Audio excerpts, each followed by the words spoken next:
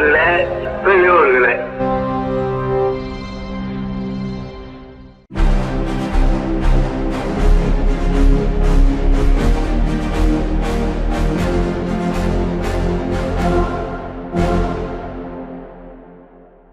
அனைவருக்கும் வணக்கம்.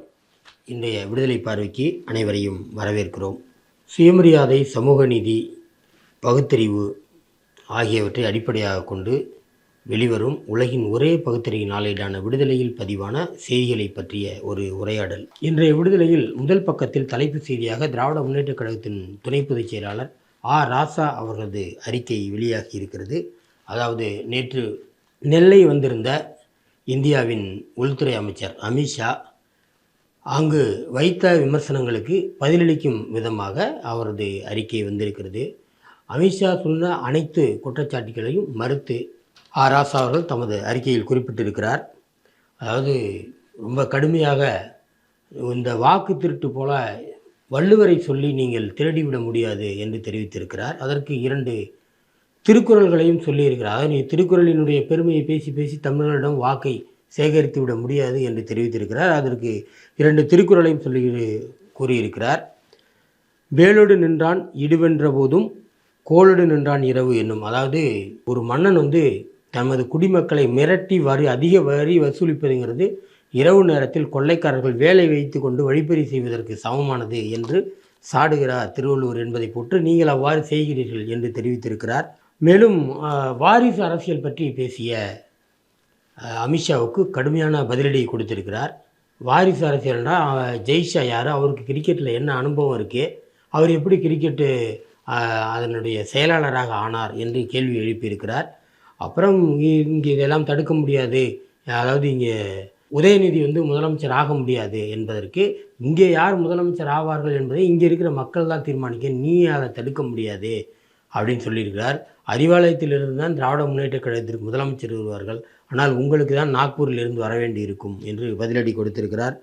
மேலும் 130வது சட்டப்பிரிவு பற்றி அவர் பேசியிருக்கிறார். அதாவது இங்கே இருக்கிற இவங்கெல்லாம் குற்றவாளிகளாக இருக்கிறதுனால அவங்க பயப்படுறாங்க, கருப்பு சட்டம்னு சொல்கிறாங்கன்னு. அதற்கும் பதிலடி கொடுத்து தற்போதைய அமைச்சரவையில் யாரெல்லாம் குற்றவாளிகள், யாரெல்லாம் கொடும் குற்றவாளிகள், குற்றப்பின்னணி உள்ளவர்கள், அவர்கள் மீதெல்லாம் இந்த 130வது திருத்தம் பாயுமா என்பதையெல்லாம் தெளிவுபடுத்தியிருக்கிறார். மேலும் அவர் மீது உள்ள அந்த போலி என்கவுண்டர் வழக்கையும் சுட்டி காட்டியிருக்கிறார். அப்படி முழுமையாக பதிலடி தந்திருக்கிறார். இன்றைய தலையங்கம் தமிழ்நாட்டில் பார்ப்பனர்களுக்கு பாதுகாப்பு இல்லை அப்படின்னு சொல்வதற்கு பதிலடியாக வந்திருக்கிறது.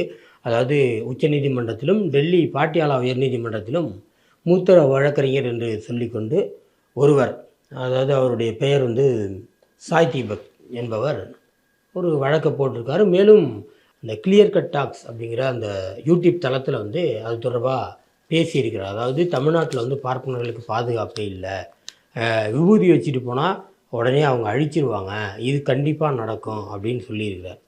இப்படி எதுவும் இல்லை. இது போலவே இதுக்கு முன்னாடி ஒருத்தர் சொன்னார், பீகார் தொழிலாளர்கள்லாம் இங்கே தமிழர்கள் அடித்து கொள்கிறாங்கன்னா அப்புறம் அவர் கைது செய்யப்பட்டார். அதுபோல் இவர் மீது என்ன நடவடிக்கை எடுப்பார்கள் என்பதை சுட்டிக்காட்டி மேலும் தொடர்ச்சியாக பல்வேறு செய்திகளை, அதாவது தமிழ்நாடு என்பது எப்போதும் ஒரு கலவரத்துக்கு அப்பாற்பட்ட ஒரு அமைதி பூங்கா என்பதை விளக்கும் விதமாக பல்வேறு எடுத்துக்காட்டுகளை இன்றைய தலையங்கம் விளக்கி இருக்கிறது. காந்தியார் கொலை செய்யப்பட்ட போது, பாபர் மசூதி இடிக்கப்பட்ட போது, மற்ற நேரங்களிலும் எவ்வாறு தமிழ்நாடு அமைதியாக இருந்தது. அதாவது காந்தியார் கொல்லப்பட்ட போது கொன்றவர் ஒரு பார்ப்பனர் என்றவுடன் மகாராஷ்டிரத்திலே அக்ரகாரங்கள் தாக்கப்பட்டன.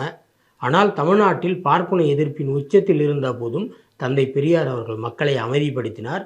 ஓமந்தூர் ராமசாமி அவர்கள் தந்தை பெரியாரை அழைத்து வானொலியில் பேச செய்தார். தந்தை பெரியார் யார் கொன்றார் என்பது முக்கியமல்ல, அதன் பின்னால் உள்ள தத்துவத்தை தான் நாம் ஒழிக்க வேண்டும் என்று அமைதிப்படுத்தினார் என்பதை எல்லாம் சுட்டிக்காட்டியிருக்கிறார். தொடர்ச்சியாக மதவெறி மாய்ப்போம், மனிதநேயம் காப்போம் என்கின்ற தலைப்பில் கலவரம் நடந்த அந்த சூழலில் தமிழ்நாடு முழுவதும் திராவிடர் கழகம் பரப்புரை மேற்கொண்டதையும் அந்த தலையங்கம் சுட்டிக்காட்டுகிறது. பார்ப்பனர்களுக்கு தமிழ்நாட்டில் பாதுகாப்பில்லை என்று சொல்வது அது ஒரு பேச்சல்ல, அது ஒரு பிதற்றல் என்று தெரிவித்திருக்கிறார்கள். அடுத்து 2ஆம் பக்கத்தில் இன்னொரு முக்கிய செய்தி, ஆளுநர்கள் தன் கடமையை செய்யாவிட்டால் நீதிமன்றம் தலையிடக்கூடாதா என்று உச்சநீதிமன்றம் எழுப்பிய கேள்வியை தெரிவித்திருக்கிறார்கள். அது தொடர்ச்சியாக 4 நாட்களாக நடைபெற்று வரும் அந்த வழக்கு விசாரணை குறித்து அந்த 3வது நாளில் சரியான கேள்வியை எழுப்பியிருக்கிறது. அந்த கேள்வியை தந்திருக்கிறார்கள். துணை குடியரசுத் தலைவர் தேர்தலில் ஆதரவு கேட்ட பட்னாவிஸுக்கு சரத்குமார் அளித்த பதிலடி என்ன என்பதை இரண்டாம் பக்கத்தில் உள்ள செய்தி விளக்குகிறது. துணை குடியரசுத் தலைவர் தேர்தலில் தெலுங்கானா மற்றும் ஆந்திர எம்பிக்கள் சுதர்சன ரெட்டியை ஆதரிக்கக்கூடும் என்று தேசிய ஜனநாயக கூட்டணி பயப்படுவதாக சிவசேனா கட்சியின் எம்பி சஞ்சய் ராவத் தெரிவித்திருக்கிறார். மேனாள் இலங்கை அதிபர் ரணில் விக்ரமசிங்கே ஊழல் வழக்கில் கைது செய்யப்பட்டுள்ளார். நிபந்தனைகளை இயக்காவிட்டால் காசா நகரம் அழிக்கப்படும் என்று ஹமாஸுக்கு இஸ்ரேல் எச்சரிக்கை விடுத்துள்ளது. ஜப்பான் பாராளுமன்றத்தில் அலைபேசியை பகலில் 2 மணி நேரம் மட்டுமே பயன்படுத்த வேண்டும் என்று புதிய சட்டம் அமுல்படுத்துவதற்கான சட்ட முன்வரைவு தயாரிக்கப்பட்டுள்ளது.